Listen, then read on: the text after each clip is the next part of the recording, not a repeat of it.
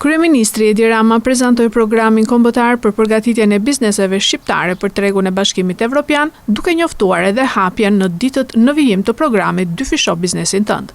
Sipas tij, nisma do të mbështetet me garanci sovrane, financim dhe asistencë për bizneset e vogla e të mesme që duan të rrisin standardet dhe konkurrueshmërinë.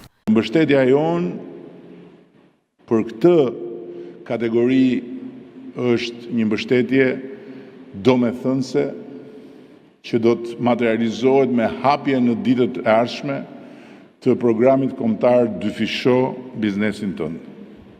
Një garanci sovrane dhe një portofol financimi në mbështetje të gjithë atyre që do duan të ngjiten më lart, që do duan të rrisin volumin, që do duan të rrisin standardet dhe që do duan të përgatiten për të mos u goditur dhe për të mos u fshir nga era e fortë e këtij transformimi dhe e përfshirjes në tregun e përbashkët evropian. Çdo sipërmarrës i vogël dhe i mesëm që ka gjithçka përveç financimit, do ketë financimin.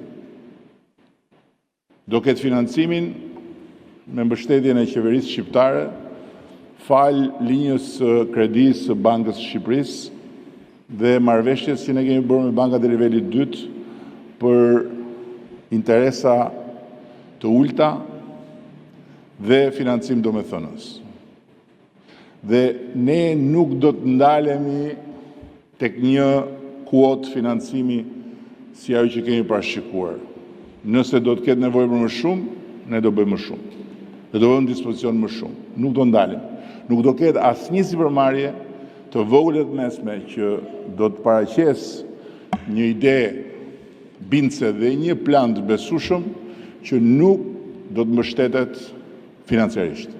Rama tha se programi synon të informojë rreth 48.000 ndërmarrje në të gjithë vendin përmes trajnimeve, ekspertizës dhe një platforme online ku bizneset do të marrin informacion dhe asistencë për përgatitjen drejt tregut të Bashkimit Evropian.